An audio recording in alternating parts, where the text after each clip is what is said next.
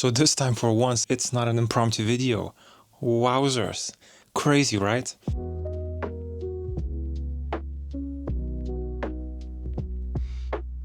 I want to talk about a way how you can find out what it is that you want to do with your life. And it's such a prevalent issue these days because there's so much information coming at us at all times. And it's so difficult to know what we want to do in our lives. By I don't know, like 16, 15 years old, you need to know what you will want to do in the university. At least where I come from, we had to choose our A levels, I believe, at about 14 years old. No, 13, 14 years old. So by then we had to know what it is that we will want to do with our lives, what career we want, right? That's pretty fucking young. Like, how are you supposed to know? And then you go straight to university after you finish school, like 18, 19 years old, and you spend like crazy amounts of money in university. And then how often does it happen that you're out of university and you're just like, I don't know why I did this university course because I don't like what I'm doing. I have to completely change everything, right? It does happen though, which is normal, but this hopefully is going to be a bit of a help on how to figure out what it is that you want to do with your life. So the first question that I want to ask you is, which you are we talking about? A bit of a confusing one, I know, but there are several versions of you in your head. Mainly two versions that I'm talking about. One is what I like to call the thinker, and the other one is what we predominantly call the watcher, or the awareness, or the consciousness. There's a distinct separation between those two versions of you. One is heavily based on experience and on the external stimuli that we receive through our perception processing organs like eyes, ears, nose, etc., touch, feel, everything, right? And then the second one is what you inherently have from the moment you are conscious, from the moment you're born. To understand what it is that you want, you have to figure out which you want to be. When you know what the difference is, what makes up the two different versions of you, you'll be able to figure out which version you want to stay with. The thinker is a construct of experience, of past experience. It predominantly exists because you developed certain experiences that caused fear. As an example, at some point in your life, you might have had a situation where you were made to feel uncomfortable because of either the way you look or the way you speak or the way you behave in front of other people, right? And you received a mean comment, let's say. That instantly created a fear from experience in your head because it made you feel uncomfortable. So now you're creating a barrier, a shield to protect yourself from that fear. That barrier might be making sure that you have the latest clothes, that your clothes are super clean, right? That you have the newest car, that you don't say stupid stuff when you're around other people, meaning you're super introverted and it causes other issues like people think that you're not interested. So then you have to create another shield to deal with that fear. And those fears keep stacking and stacking and stacking on top of each other based on what shield you're creating. Each shield is going to result into another fear. And that's how your ego is born. Your ego takes those fears and creates a persona, so to say, a different version of you that you use to filter down what you perceive in your life. You go about your life making sure that you're safe, right? You're avoiding fears. That's what the ego does. It looks at the world around you, perceives it, and through the electrical signals that you receive through your eyes, ears, nose, touch, and feel, it accepts that information. The thinker processes that information, filters it down through the past experiences, and then it gives you the complete condensed information on what it is that you're experiencing. It happens super quickly, right? Super fast, but it filters down the information that you see in a way that it's safe and acceptable for your ego, the thinker. 99% of people in the world are associated very heavily with that part of them, the ego, the thinker. That is why everyone is so heavily reliant on being happy from external resources, closing internal issue gaps by looking outside of themselves. For them, fulfillment comes externally because you don't know how to find it internally. You haven't experienced change without the fear completely debilitating you. External ways are the only ways for you to close whatever gap there is. I've talked about that quite in depth in one of the previous videos, which I'll link, I think, here. Last time I pointed at the top right corner, and it ended up being on this side after I edited it. So it's either gonna be here or here. Basically, at the top right hand corner of your screen.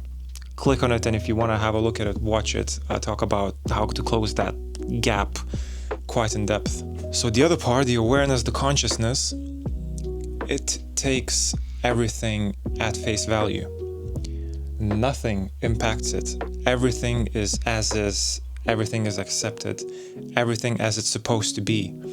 Nothing gets stuck within you based on experience. Everything comes in, you have an experience, it comes in, you accept it, it goes through you, and you let it go. You just accept life as is, and you experience reality as reality. Another thing that happens, it doesn't filter down information through the sensory inputs the way that ego does. You still perceive, obviously, because we all have consciousness, right? We're all conscious, so how are you going to be conscious and not perceive things? You're obviously perceiving things. It's not because you have an ego that you're perceiving things. But what's different between your ego and your consciousness is the fact that you instantaneously perceive what is around you. As soon as you look, as soon as you smell something, as soon as you taste something, as soon as you touch something, you instantly know what it is because you're conscious and fully aware of that thing, whatever it is, right? But what the ego does is, instead of instantly being aware, it takes that information so fast, filters it down, and spews out the information slightly changed.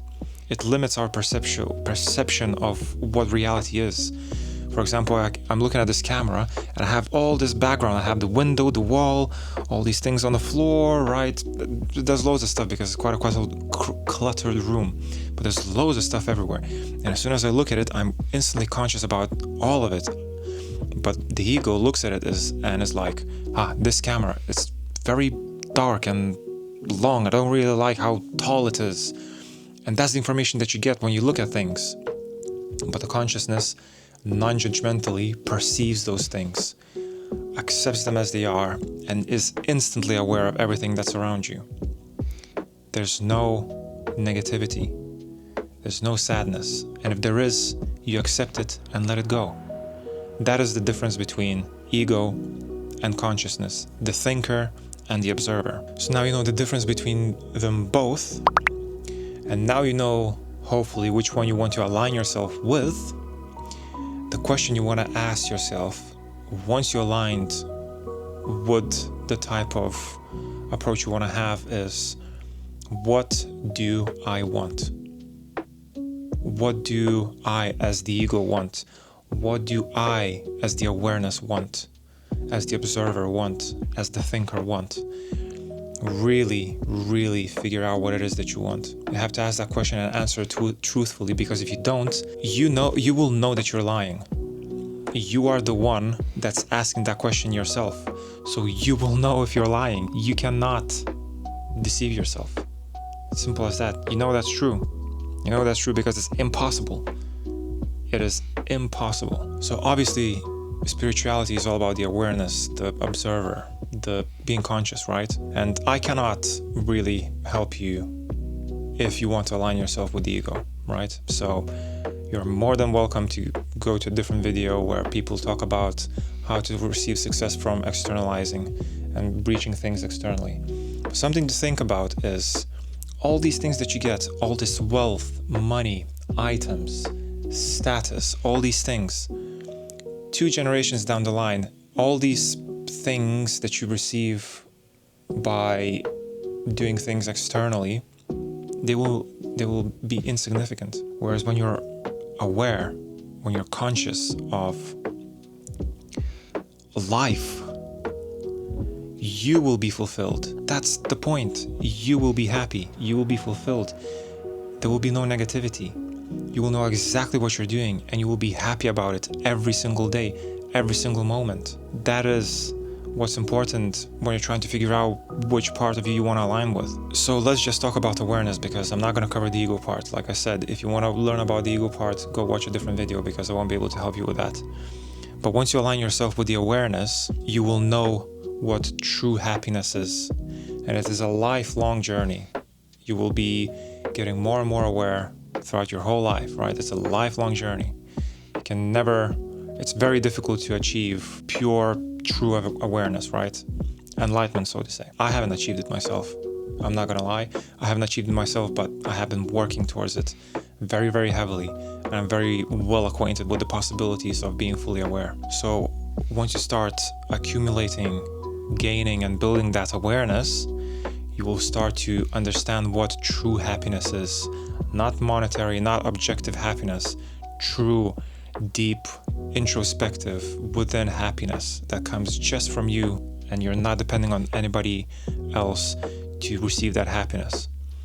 True, unfiltered happiness, because your ego is not filtering down the emotions, experiences, the outside world through the perception of what has happened before and what you're seeing now. It will be true happiness, pure bliss. Once you know your true happiness, you will know what it is that you want to do with your life, because you will be able to really figure out what it is that you need to do to truly be happy.